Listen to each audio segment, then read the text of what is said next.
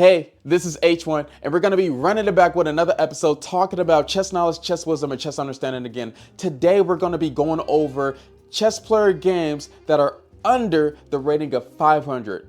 And I found these random games on chess.com. No, I won't be telling you the usernames because I don't want anybody feeling embarrassed. Let's get started. And we got this first game here. Let me bring up this digital board. We got this first game here. Oh, it's already started a little bit. We got this first game here. White has the rating of 254. Black has the rating of 408 at this present moment. And yes, you already seen the first few moves. E4, E5, and then white played knight to F3. You're probably going to see this most of the time as a beginner because most beginners are encouraged to play the moves E4, E5. Why is that so? Because you want to control the center and you want to develop pieces. Develop your bishops, knight, castle, king, connect rooks. All those beautiful principles that every beginner should be doing in every single game. And I know like this is a beginner video, so I'm gonna be as specific and serious as possible. If you're just trying to have fun, we can all just play H4 if you're just trying to have fun. But if you wanna win more games, you have to do these principles every single time. And as you do these principles, you want it to become muscle memory. Now, after this move, knight to F3, bishop C5, which is unusual because I think most players play the move knight to C6 to protect this pawn on E5, but I digress because we already got another mistake. Bishop to C4, not taking the free pieces here, but we're still developing pieces, so I'm not even gonna knock her I'm not even gonna knock them like that, all right? She's doing her best. She's doing what she should be doing, all right? Getting that bishop developed, castling king side. Now, after this move, knight to F6, attacking this pawn on E4, and then we have knight to G5. Not taking this pawn, which would have been attacking the F7 pawn. It would have did the exact same thing like this move knight to G5. But this move knight to G5 is really aggressive, especially for a beginner. This is ruining one of the principles, which is, you don't want to move a piece twice in the opening, but we are attacking something, and black is going to have to defend. How do they defend? Well, they defend in the worst possible way by taking this pawn on E4, which isn't good at all, but black could have castled, defended the pawn very easily, but the game continued with the knight takes on E4. What is the best move here after knight takes on E4? It isn't taking the pawn on F7, but is actually doing knight takes on E4. That's the best move, taking the free piece. Actually, wait a minute. You could do knight takes on E4, or you could do like bishop takes on F7. Bishop takes on F7, check. King has to move somewhere to like a safe square, and then you can have this massive attack. Bishop takes on F7, king F8, and then we have this move knight takes on E4, king captures, queen F3, have a good attack while taking our opponent's pieces. But I digress. We have this move knight takes on F7, and so most beginners is really bad at tactics, which is fine because you're starting out with the game, and this game is pretty exciting.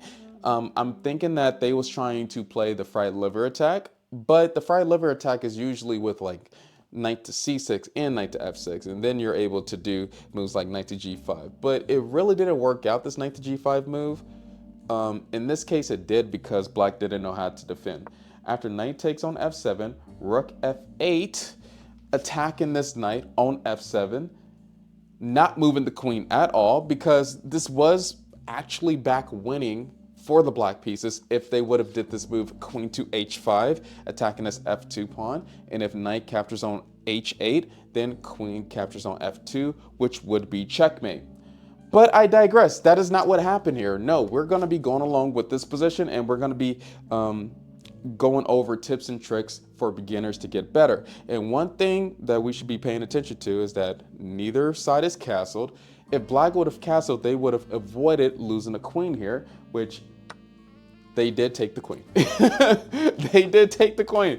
I'm so excited where I don't even have to like go over capturing pieces, but capturing pieces is really important. Like we could have captured that pawn on E5 very early. Now, after rook F8, knight captures, king captures, and then we have queen to h5, going really aggressive, making sure that our pieces are doing their job. Now that queen is attacking the h7 pawn, the e5 pawn. The only thing that I have trouble with is that pawn on f2. But if white would have castled, black could have still taken that pawn on f2 because there's 3 attackers right here. Both sides definitely have a castling problem, and that's why I would suggest king safety. As a beginner, keep your king safe, because if you do that, then you're going to not have these problems, just like white is going to face here, especially after this move, bishop takes on f2. After bishop takes on f2, king had to move up, and then rook to f4, and yeah, this is a little bit questionable. White is definitely completely winning. Like, there's no doubt about it. White is definitely completely winning. But as a beginner, a lot of things can happen here. You can make one crucial mistake, and then you could lose the game. And that's why when you see like the accuracy graph, it goes like up, down, up, down, up, down, left, right, and stuff. It's because of like mistakes like these. And king safety is priority in chess. Even though grandmasters don't think about it like 24/7 because it's muscle memory. After rook to f4, rook f1, g6, attacking our queen, attacking our lady. Hopefully we don't see any like Botez gambits in this position. We have this move, queen takes on h7, because it's either like 2 different types of beginners. There's one beginner where they sacrifice the queen like every single time, and it's not really a sacrifice, you're just giving away the queen. Or there's that beginner that prioritize only the queen and then like gives away all the other pieces. Let's see exactly what happens here. Queen takes on h7, g5 in this position. And g5 is not the best move because we want to be developed. Even though black is losing, doesn't mean that they can't develop pieces. If you're losing, and this video is for beginners, so I'm gonna just think that you're a beginner under the ELO of 500, or if you're just watching this for entertainment, then just keep on watching. Even if you're in a losing position, if you haven't developed all of your pieces, go ahead and develop them. Go ahead and castle your king by hand. What do I mean by that? Developing these pieces. So this is what you want. This is kind of what you want here. You know what I mean? You want to castle your king by hand. It's not just one swoop, but you actually have to organize in your head where you want your king at. And it doesn't even have to be like that specifically. It doesn't even have to be like that specifically. It could be like this. I guess you can't, let me see. It could be somewhat, I don't know, somewhat like this. Probably push this pawn up. And then now that's a lot of moves, but now we got the king castled by hand. That's what I mean by castled by hand. If you lose the privilege of castling your king, number 1 priority is getting that king safe, okay? After this move, g5, b3, I don't know what b3 is for, but we're gonna keep on going with this move here, because instead of doing b3, probably like just putting the knight out, checking the king. Any one of these moves would have been good. Checking the king on queen h8, king has to move up, queen takes on e5 would have been definitely better. After b3, c6, and then we have this move, a bishop to, wait a minute, is that bishop to a3? Yep, bishop to a3. Okay, now white is getting more of their pieces developed, because when you're attacking your opponent's king, you have to do this. You cannot just checkmate with the queen. Even though we all want to do this, we can't just checkmate with the queen. b5, attacking the bishop. Where are we gonna move the bishop, or are we gonna check them? What is the game plan? Well, the player here on the white side is really good at like finding these checks, which is really good. Now, better could have been like, I don't know, just moving the bishop, or like trying to set up like a maneuver like a bishop to d6. You can't do it right now because knight can capture on the d6 square, but it would have been really good to make sure that the king cannot go to the c7 square. But now the king can just run away. After queen to c7, queen takes on e5, which is good. We get that extra pawn. King b6, and then we have this next move, d4. We have this next move, d4 here. d4 doesn't look like the best move, but we're continuing on with this game. That bishop is being attacked. d4 isn't really a threat. It's not threatening anything at all. And now our opponent can just capture our bishop for free. No reason at all. Not saying that we are losing, but these moves is a trickling effect of how we could lose winning positions. And in chess, there's a lot of players that feel me when I say that. It's embarrassing to lose winning positions. And not only embarrassing, but those games that you lose, it's the most hurtful games that you would ever play. Let's say you're facing like Magnus Carlsen one day, you're chilling, you get a winning position and then you lose. You're gonna feel mad about that position for the rest of your life because you had the opportunity to beat Magnus Carlsen. And that goes the same here. You gotta start young, especially at the start of your chess journey, to make it easy for yourself to win positions like this. That's why you have to be on your tactics, on your checkmates, especially those checkmates in one. After b takes on c5, b takes on c4, and then a knight to a6, finally developing those pieces. There was a lot of pawn moves, but we're getting there. We're getting there with this game.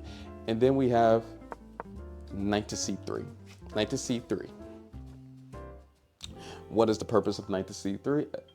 I honestly don't know. Because, you know, white wants to do rook to b1. That is true. But that knight can just capture that knight. I don't have nothing to say, especially after this next move, d6. I don't really have anything to say. If you are losing, I'm just gonna repeat, always stay alert on what you can capture, because you never know what could happen in the game of chess, especially at this level under 1,000 ELO. That's why I tell all of my students, play the full game and learn how to defend in the best way possible.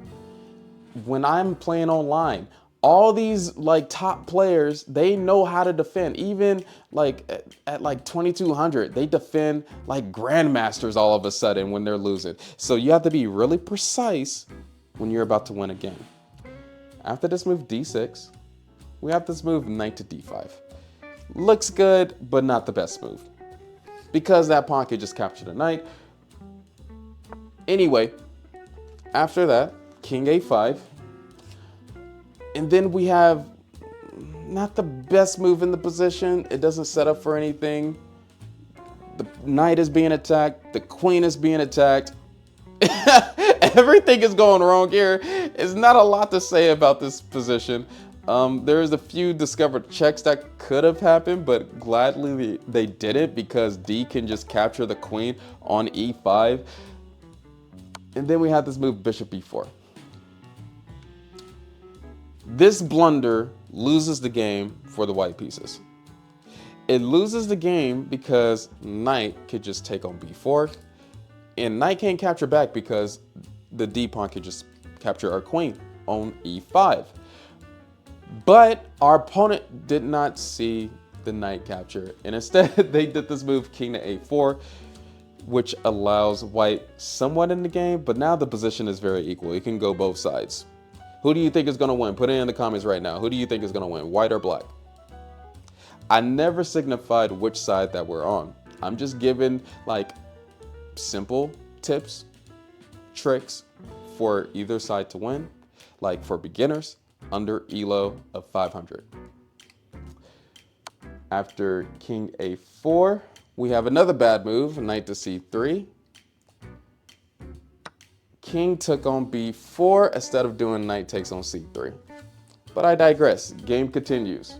Still equal. White isn't even winning anymore. It's kind of like white is giving away every single advantage that they had here.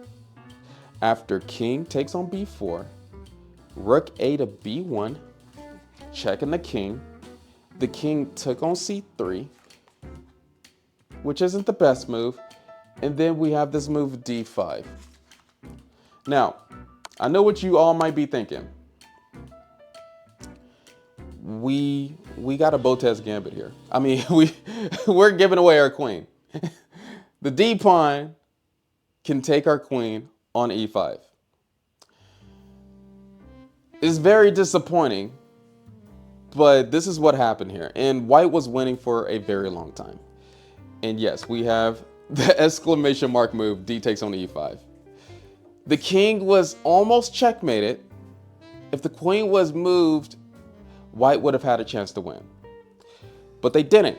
D takes on e5, D takes on c6, and you could just tell that they gave up. They only had 2 rooks, and the opponent has pretty much all their pieces instead of the queen, in which they lost the queen. They lost the queen by themselves. They could have just moved the queen. If you remember, go back in the video. They could have just moved the queen out the way. They didn't have to lose the queen. They moved the rook instead of the queen. After D takes on c6, knight d2, forking the pieces, forking the rooks on b1, f1. Do we move these pieces? Yes, we do move one of the rooks. Move the rook to b3, check. King has to move to c2, capturing. Rook takes on f2. Knight takes on b3. King e3. Now I've been capturing just keeping the rook right there. No worries. Not capturing the knight back. No worries about that. King e3. Rook is checking the king. Discovered attack. That's what that tactic is. Rook takes on f2. King takes on f2. And then after king takes on f2, we have a bishop to g4, not getting the knight out of danger. A lot of moves have happened. This is still a beginner game. And when you're up in pieces, as a beginner, you want to think about checkmate. And not only think about checkmate, if you're not that well versed on checkmate, you got to do what you're best at. And you got to be, if you're not well versed on checkmating, then you have to be best at capturing pieces. Once you're well versed on capturing pieces and like queening your pawns, you should know how to do a queen rook checkmate. Of course, you're not going to get the perfect knight bishop rook checkmate, but all of you beginners should be confident enough to do the queen rook checkmate. So capturing pieces is really important. After g3, game continues. Rook f8, check, king g2, knight d2, h3, attacking the bishop on g4. And then we have a bishop f5, h4, g takes on h4. Good job capturing the pieces. Do we capture back? Yeah, g takes on h4. Bishop e4, checking the king. King has to move g3, and then we have this move rook to f3. And after rook to f3, king g2, rook f2. Yes, I do not know why I do not know why black did rook to f2. King takes on f2, knight to f3. And then eventually king e2, bishop d3, and the opponent lost on time. Didn't even get a checkmate. And this is one other thing that's important too. When you're getting low on time, you better just start doing moves. If you get under 10 seconds, start doing moves. You should always be neck to neck near your opponent's time. But anyway, even though this was like the last worst move of the position because king can just take on f3. Black won. Congratulations. Did they deserve to win? No. But this is just how chess works. All right? You cannot be disappointed on like how chess works here. You got to learn tactics. You have to learn how to capture pieces. You have to learn how to not blunder pieces. And a whole lot of other things. Just go back through the video and keep those tips in mind as you're playing your next game. So keep on fighting till the actually let me remove this board. Keep on fighting till the end. Stay in focus in chess, and in real life too. Go watch my next video. And plus, let me just announce too, I do have a Patreon if you want to see more exclusive content, more exclusive videos for beginners, intermediate players, etc. Go to that Patreon. It's $5 a month, or just join for free. And I can just give out like certain videos for the free members that join the Patreon. All right, bye.